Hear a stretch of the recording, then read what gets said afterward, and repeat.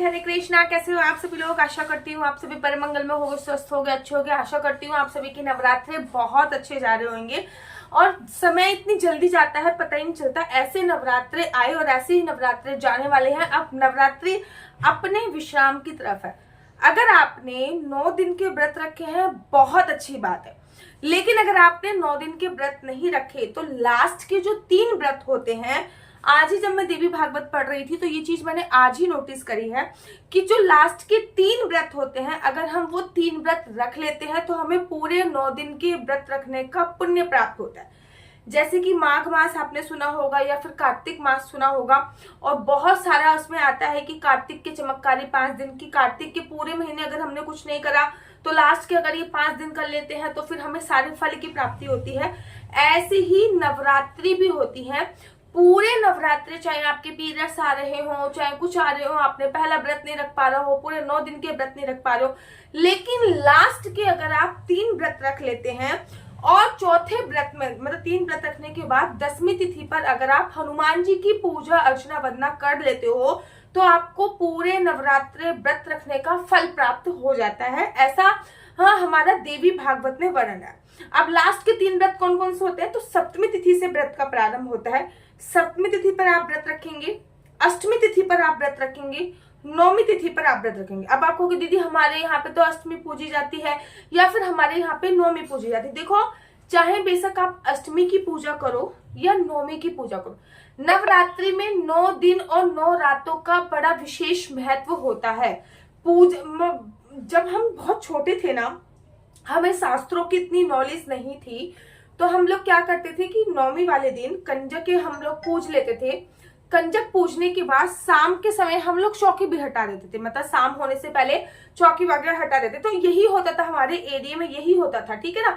जब मैं बड़ी हुई, जब मैंने देवी भागवत और भी पुराणों का अध्ययन किया, तब उसमें साफ साफ उसका नाम आता है नवरात्रि, अर्थात 9 दिन और 9 रातों तक जिसकी पूजा अर्चना वंदना होती है वो नवरात्रि कहलाती है। अर्थात 9वें दिन की रात्रि तक पूजा करनी चाहिए।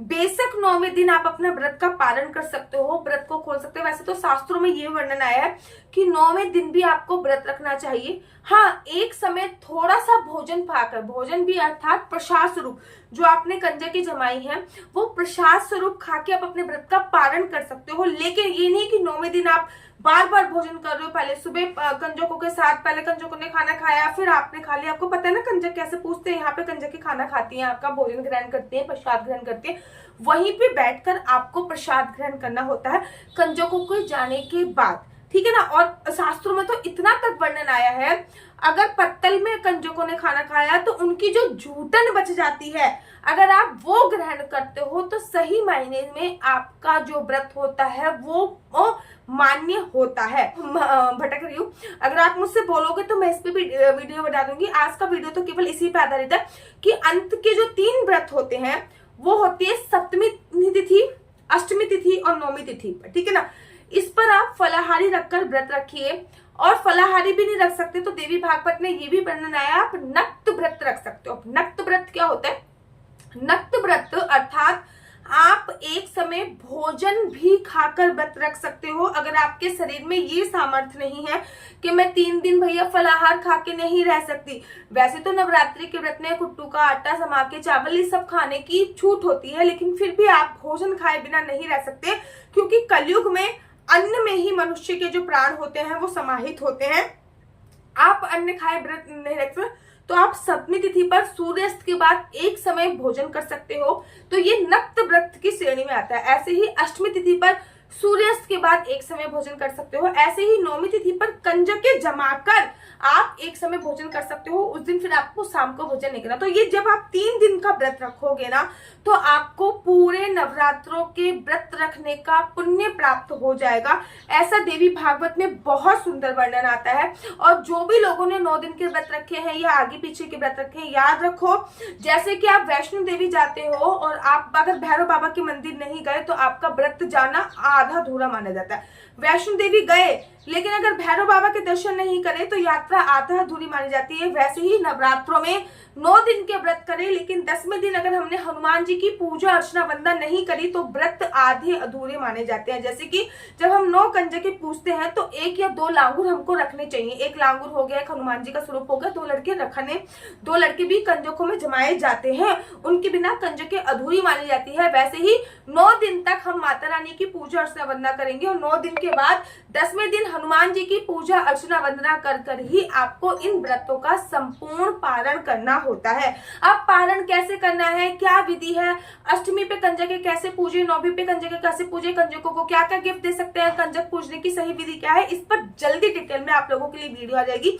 मेरा नंबर आपको नीचे स्क्रीन पे दिख रहा होगा, मेरा नंबर है 429202565। I repeat again 429202565। आपका बच्चा जॉब करेगा या बिजनेस करेगा, बिजनेस करेगा तो किस फील्ड में बिजनेस करेगा, जॉब करेगा तो किस सेक्टर में जॉब करेगा, क्या है आपके बच्चे का लकी नंबर, क्या है आपके बच्चे का लकी कलर, क्या कुंडली में राजयोग है या नहीं है, कुंडली में संतान प्राप्ति का योग है या नहीं है, शादी की संभावना कब है, बच्चे की संभावना कब है, क्या विदेश जाने की संभावना है, बच्चे को कौन सी फील्ड में डालना चाहिए, बिजनेस चलते चलते रुक गया है, ये सभी जानकारी आप मेरे से कुंडली के माध्यम से प्राप्त कर सकते हो। याद रखिए कुंडली देखना बिल्कुल भी फ्री नहीं है, कुंडली देखने के थोड़े से चार्जेस हैं और इस नंबर पे मुझसे किसी भी प्रकार से कोई भी क्वेश्चन आंसर पूछने के लिए फोन मत कीजिए। राधे राधे, हरे कृष्णा। तो यहाँ पे हम आप लोगों के लिए लेके आए हैं असली तुलसी माला। विभिन्न प्रकार की हमारे पास असली तुलसी माला है। 30 रुपए से प्रारंभ होकर हमारे पास 1100 रुपए तक की तुलसी माला है। जप माला है, गले में पहनने वाली तुलसी माला है, 1 राउंड की तुलसी माला है, 2 राउंड की तुलसी माला है, 10 साल तक चलने वाली तुलसी माला है और डबल राउंड की तुलसी माला है, 3 राउंड की तुलसी माला है, गांठ वाली जपने वाली माला है, बिना गांठ की जपने वाली माला है, राधा नाम के लॉकेट वाली माला है और लैब सर्टिफिकेट द्वारा प्रमाणित तुलसी माला है जिसमें हम आपको लैब का सर्टिफिकेट देंगे कि ये असली है या नकली है। बहुत सारी तुलसी मालाएं हम आपके लिए लेके आए हैं। न केवल हम आपके लिए तुलसी माला का कलेक्शन लेके आए हैं अपितु लड्डू गोपाल की असली तुलसी माला जिसपे राधा नाम का लॉकेट है, लड्डू गोपाल के लिए वैजंती माला, लड्डू गोपाल के लिए चंदन माला भी हम लोगों के लिए लेके आए हैं और लड्डू गोपाल की तीनों माला का सेट है, तुलसी माला, चंदन माला और वैजंती माला का सेट भी लेके आए हैं। साथ ही के साथ हम आपके लिए रुद्राक्ष के असली ब्रेसलेट, पानी में डालने वाला रुद्राक्ष, 1 मुखी रुद्राक्ष से लेकर 14 मुखी रुद्राक्ष तक हमारे पास सारे लैब टेस्टेड रुद्राक्ष अवेलेबल हैं। आप हमसे ओरिजिनल रुद्राक्ष मंगा सकते हैं। ना केवल हमारे पास रुद्राक्ष अवेलेबल है अपितु हमारे पास कानों में पहनने वाले राधा नाम के असली तुलसी के इयरिंग्स भी उपलब्ध हैं जो कि अलग अलग डिजाइन, अलग अलग तरीके से आप लोगों को प्राप्त हो जाएंगे।